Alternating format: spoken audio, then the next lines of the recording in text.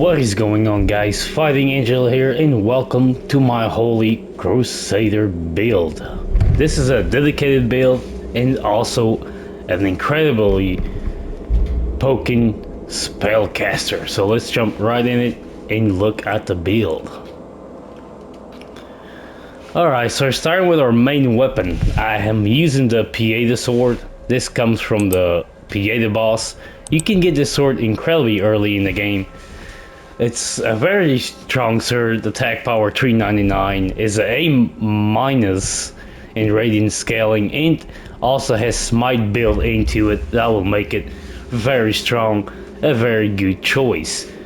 Now, looking at my secondary, I'm using the Sanctified Hunter shield. I'm using this shield because it has really low requirements, Radiance only 10, so pretty good. I just use it for blocking. With this build, you pretty much never need to engage on melee, but if you do, personally, I like to have a shield so I can parry, so that's why I went to the Sanctified Hunter's shield. Now, for a catalyst, I'm using the Exactor Scriptor. Now, this is the best catalyst in the game for Radiant builds. You're not gonna have a better catalyst than this. This catalyst will do the most damage of all of them in the game. So incredibly good. Now, just looking really quick into my runes that I have into the sword. So I'm using the increased Radiant scaling rune all across the board, for the exception of my last one that I have increased holy damage. Moving from there to their spells, I have the blessed reflections that I barely use. Is quite expensive. It will cost 30 mana, so I barely use it, but it's a pretty good spell, and you also get it pretty early in the game. All you need to do is just defeat Pieta. Now, our second spell is Piercing Light. Now, this spell is pretty good, especially to use in some range enemies, kind of like a bow or a crossbow. But think it as a spell. This can incredibly poking, can pierce to any blocking enemies. Pretty good. My third spell is a Vortex of Torment that I rarely use it. This thing is quite expensive too, but I rarely use this spell, but it's pretty good. Now, going to one of my favorite spells in the game, it's the Lucent Beam. Now, this thing is incredibly pokey. This thing will completely destroy, annihilate anything in your path, especially someone that's an enemy that's trying to block you. This is gonna instantly kill them.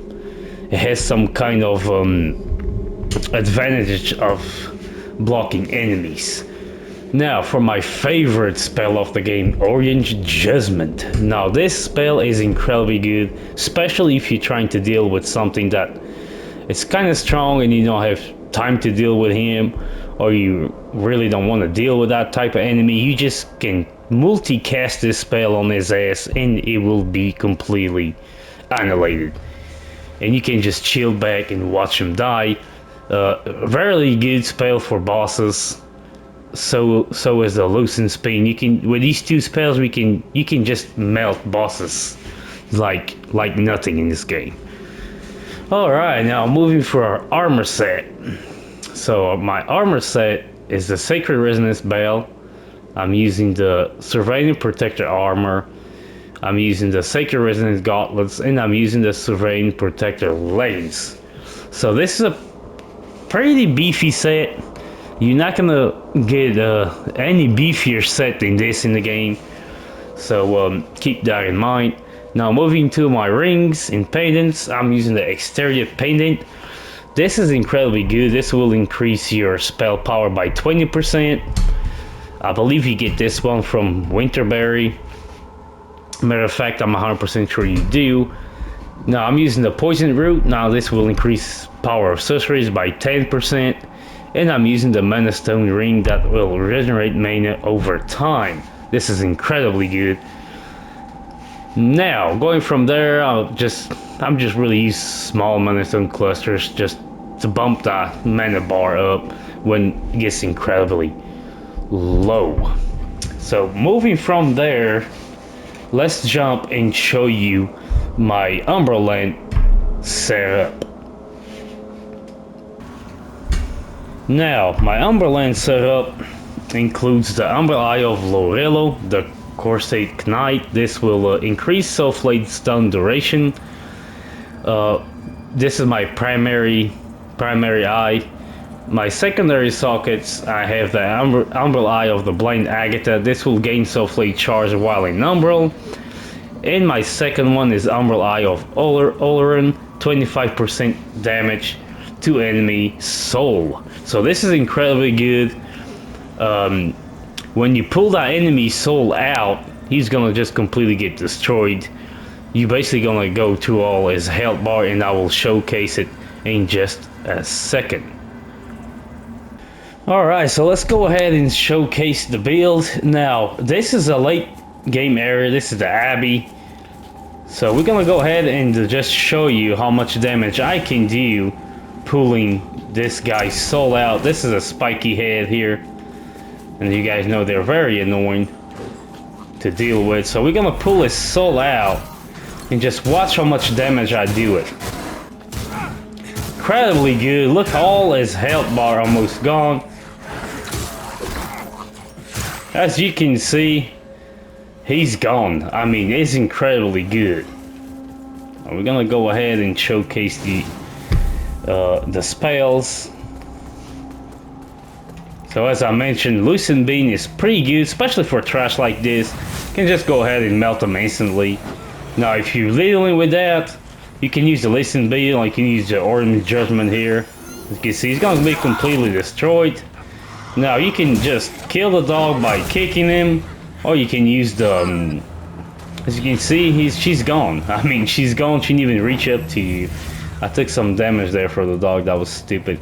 So now we're gonna go ahead as another dog here, is Skyra's sister here, another archer. So we're gonna wait for the dog. Since the dogs have always tried to block with her head, just see how fast I can take this dog out. You see, he's gone. He's just gone with the Lucent Beam. This thing is incredibly good. Now, the Orange Judgment, this is where I was talking about. Look at that. That thing is gonna die before it reaches. And look at that. It's gonna be gone, guys. This is an incredibly awesome spell. And it's tracking to the archer, and he completely wiped her out. No chance at all here. We're gonna go ahead and take out another spiky head here. Come this way. I'm gonna use the Lucent Beam on this guy. You can see this thing is gonna melt this spiky head. Look at that. This thing is just completely melting. He's dead. Oh gosh, this build is so fun. So we're gonna go over here. Oh no, he's a bellman. Just wait a second. He's gonna be dead even before he reaches me. And look at that, a bunch of room with a bunch of crap. We're just gonna go ahead and cast another spell here and take the look. He's gonna die even before he reaches. Now there's a bunch of enemies here. Let's go ahead, throw him another spell out. Just completely wipe the room. Take them all out. Super easy. No big deal.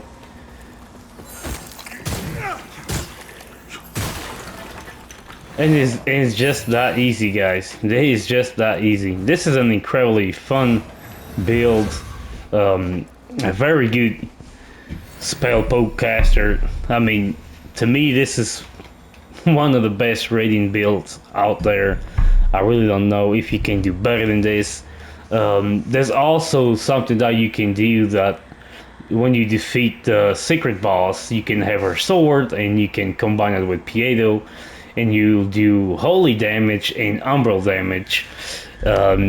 It's except to you. I mean, I like to use the shield, but if you like to do two swords, you can go for that sword. That's gonna make your build probably in terms of mail a little stronger. And that's pretty much it. That's the build, guys. If you guys like the build, make sure to Let me know in the comments if you have any questions. I'll make my best to answer you. And that's it. And just look at that incredible armor here. This armor set looks amazing. And you take a look at that, I'm actually using, to tell you guys, I'm using the Exemplar tint. It's just something that makes that true gold come out with the purple. It just looks awesome. And that's it. Make sure to hit that like and subscribe button, and I'll see you on another one.